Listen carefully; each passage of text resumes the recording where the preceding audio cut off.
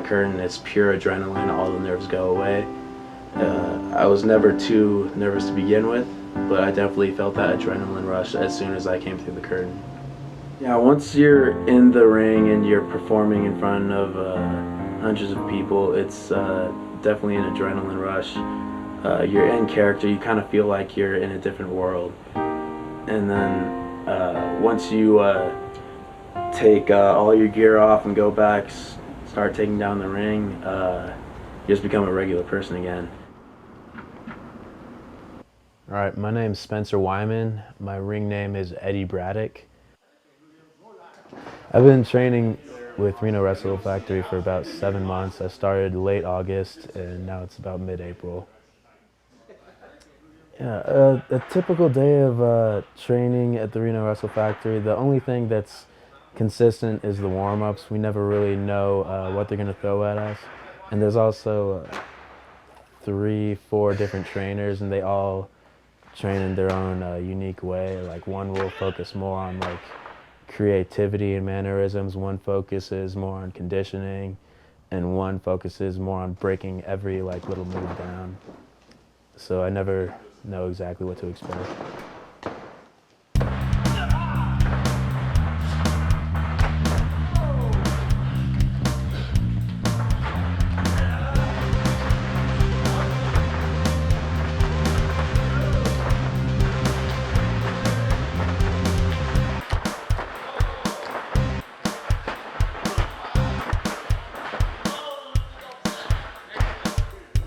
Honestly, the worst thing about training is probably just the cardio, and even that is, I mean, it's tolerable once you get in better shape. It only takes a couple weeks to really get your stamina up.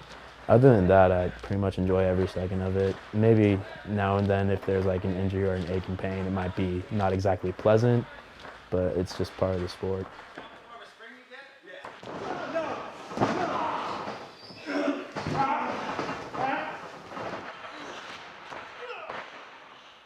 It's always in the back of my head that bodily harm is always a potential risk. We all know the risks when we get in the ring. I know Paraguayo just recently passed in the middle of the match. And it's always in the back of my head, but I'm never expecting it to happen.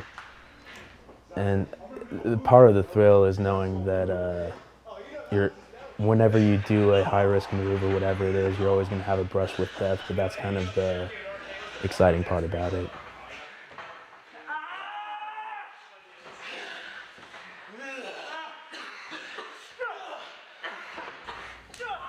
I haven't had to make a whole lot of sacrifices for training with the factory. It's I usually have free days within my schedule as a student, and during the summer I'm going to be training a lot more.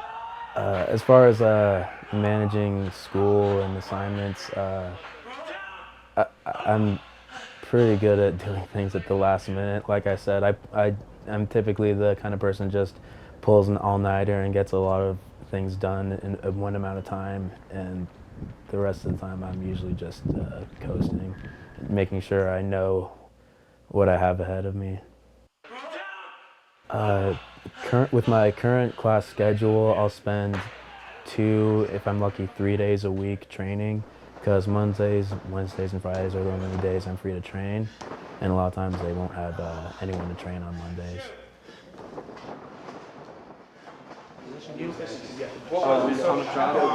Come up, kick you in the quad, just take a face bump. He's going to come up, bring up your face. I'm going to come back up, kick you right in the face.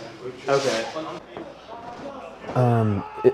As far as the public's view, outside of the professional wrestling fandom, I think there's this like that knee-jerk reaction to say, "Oh, professional wrestling's fake," and it's like it's impossible to really convince them otherwise unless they actually see how the craft is done and if they actually want to feel the pain itself, because you can't explain pain to someone; they can only go through it themselves. As far as moments of doubt go, they come from 2 things. One, when you think about like the major promotions like TNA and WWE, how small their rosters are, and you can compare that to any other sport. I still have yet to sit down and write the numbers about all the thousands of indie wrestlers and how small these big companies are at the top. Whereas with the NFL and all the college wrestlers, statistically, it's just unbelievably more difficult to get into one of those major promotions. But the other thing that also discourages me is sometimes just seeing a really good match, especially lately in NXT, and like learning what goes into it and seeing like, oh my God, I'm really like so good at that. But then like I reassure myself, it's like, okay, these guys have been doing this for over a decade. I haven't even done it for a year yet, so I try not to let that discourage me too much. So my name is Jason Wyman. I'm Spencer's big brother. Well, that's the thing. I was the big one. I was 5 years older than him, so of course I could always pick him up and slam him onto the sofa. But obviously now he has about 40-ish pounds on me, most of which are very useful pounds of muscle. So like I could not be prouder. Even just like seeing him at training and seeing how seriously he took it was the best thing for me, because like, you could tell in the training that he was not there to mess around. He wanted to make every single moment worth it, make every single little drill of his training like effective, and like have it all show like how great he is. We set up and take down the ring whenever we have to move it out of the factory for an event, because sometimes for APW or any local promotion, we'll have to pack up the ring and drive to maybe Sacramento or somewhere else in the Reno Sparks area. Probably, roughly speaking, I would say 2 times a month. I'm excited to participate in the Battle Royal tomorrow. It's something for the newer students who aren't quite one-on-one match ready. So it's exciting to actually perform in front of people, but it's still like in my head that I'm not quite where I want to be yet. I just like to create a little bit of buzz in the indie circuit. I don't know if this is something I'm gonna do for like the majority of my adult life, but it's something that I knew I would regret if I never pursued it to begin with.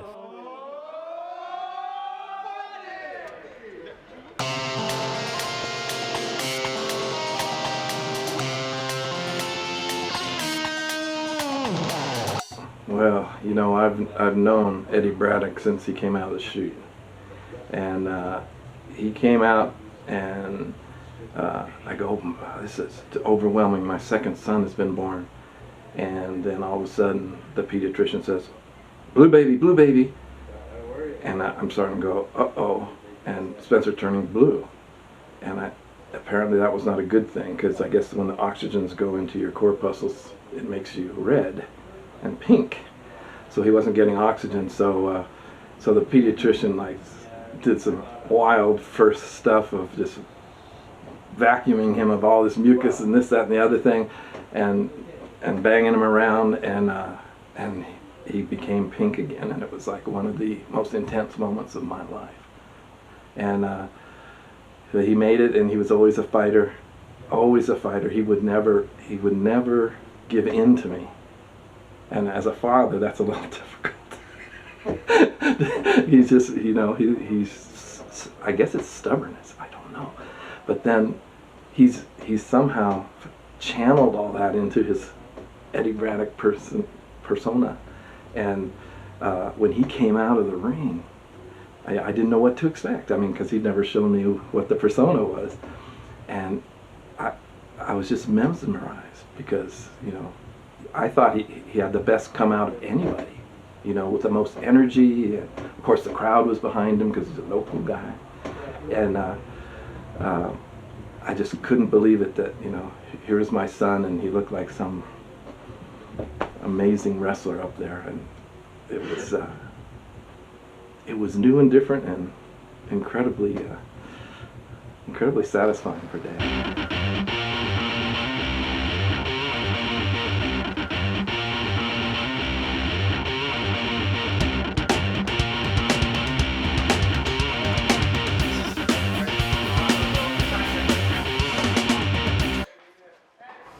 I was doing high school wrestling, it made me a harder worker. It taught me to push my limits and to like not have any not feel like there was anything that I couldn't overcome in regards to like my physical capabilities.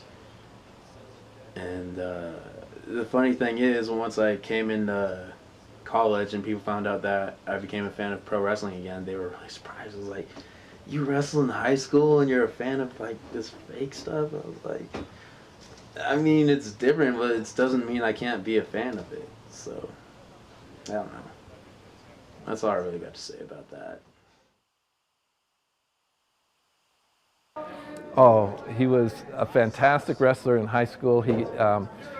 They gave him an award, but they didn't tell the crowd who was getting the award. They just described the award as the most improved varsity wrestler, and they told stories about him, how he was against the #1 seed in the tournament from all over the Bay Area, and he beat the #1 seed in 17 seconds. And his coach goes to the audience, says, we both the coaches looked at each other and said, good thing he did that quickly. And then he proceeded to beat the second seed as well in another match, and he enjoyed it so much, and he was. I have some of those matches on film actually, that he just really enjoys seeing.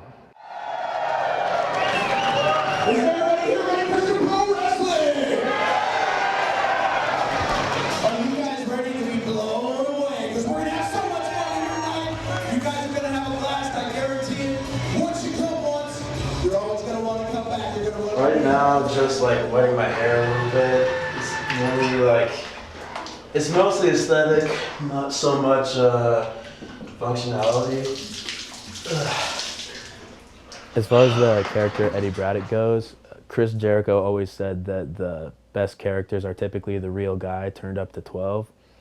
So he's pretty much just me with most of my inhibitions removed. He's not always going to be the biggest guy, but he will pretty much win at all costs. The ends always justify the means, as long as it means victory for him.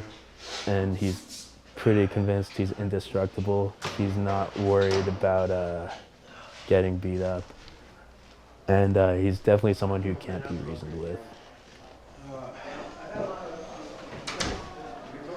Right now, everyone's just like talking amongst themselves, watching the live feed right there.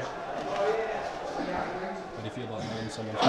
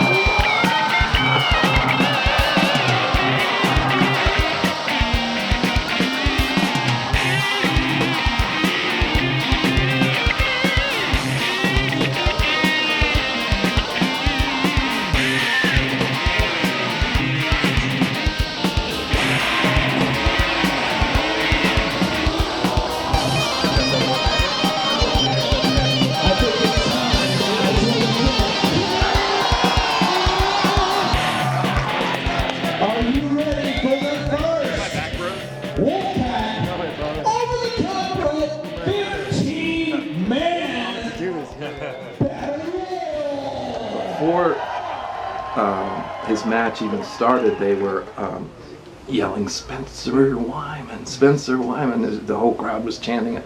And then when he came out in persona, they started chanting, Eddy Braddock. And the support was absolutely amazing.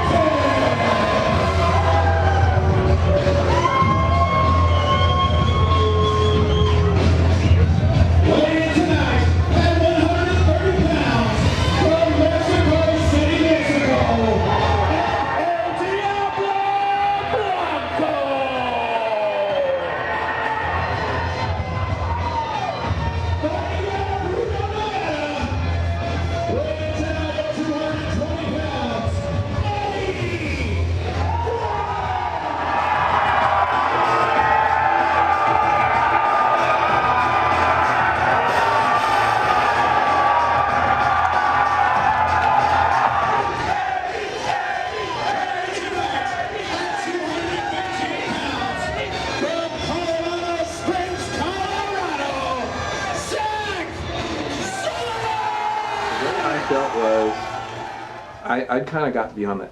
Spencer, look on his arm sometime, Eddie, and you'll see a big scar.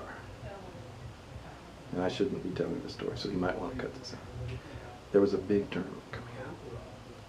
You can't be in the tournament with any sort of flesh-eating disease or anything because you will pass it on to the other wrestler. Well, someone had passed on to him this huge, infectious thing eating up his skin right here. And he wanted to wrestle. So Lord knows if it was chlorine bleach, I think it was chlorine bleach or whatever he did. And he cauterized that wound.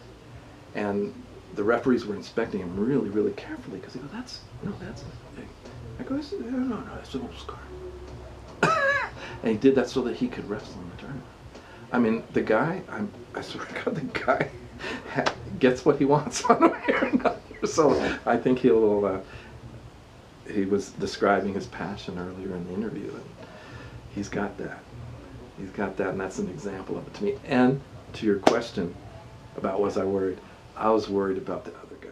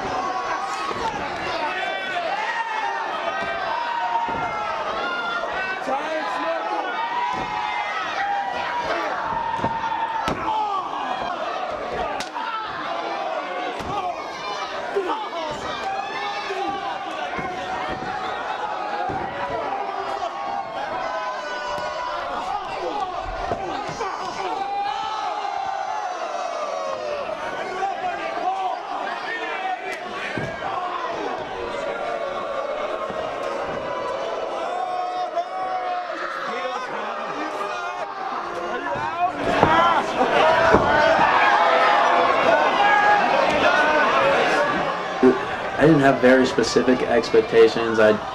Mainly my goal was just to get a reaction from the crowd, which I feel like I did with the super kick eliminating Andrew. Obviously I would have liked to win, but everyone would have liked to win, so I can't be really upset about that. There will be other matches, and it's more about telling a story than it is about winning every time. So, and I feel like we did that successfully. I feel like we got a good reaction out of the crowd, and I feel like it was a good show. Hurricane, Thank you. I stiffed the fuck out of you on that headbutt. You're the one that headbutted me? Okay. I wasn't sure. You guys got here before me. I don't know, Steve grabbed me by the head and he said, "You're going out." Oh, yeah. Yeah. All right, you're the boss. Rick Luxury threw me out. He bit my hand. Well, he pressured me. Steve Took me out. Spencer, how you feeling? I'm all right. I don't know. I thought I was gonna be in like the final 5 or something, but Steve had other plans. My glass.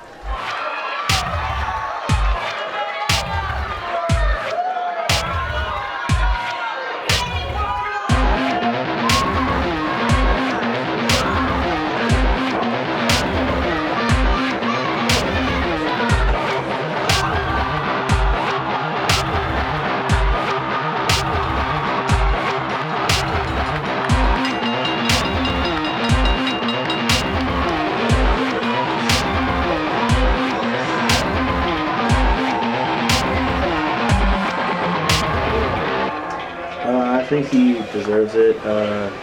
Carl and I, Carl's graduating this semester. I don't know if he plans on going straight to grad school or going to Lance Storm after he graduates. But I know that he and I both share the same passion. We both strive to be the best at what we do. And sometimes we bump heads, but we're still on good terms. We have that same thing in common. And yeah, I'm happy for him. You know, I was transformed into looking at Eddy Braddock. I was not, I was trying to understand this persona of this person I don't know. You know, I was just meeting him for the first time. And the fact that his entrance was so dramatic and powerful and full of energy, I thought, man, he's getting his energy out finally, you know. he's getting it out there and using it. And that's what I was thinking, was that, you know, I think I was thinking maybe more about Eddy Braddock than my son, which is kind of weird, but I was. He fooled me too. I mean, he had me in his world.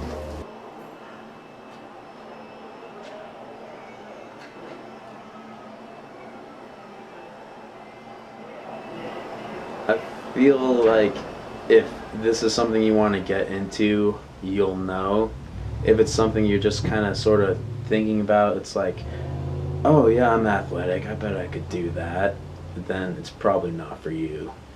But if this is something that's like consumed your life, then you shouldn't have anything to worry about. It should be just fun, and you should enjoy yourself, and you could go very far. At least I would assume. I don't know, because I haven't gotten that far yet.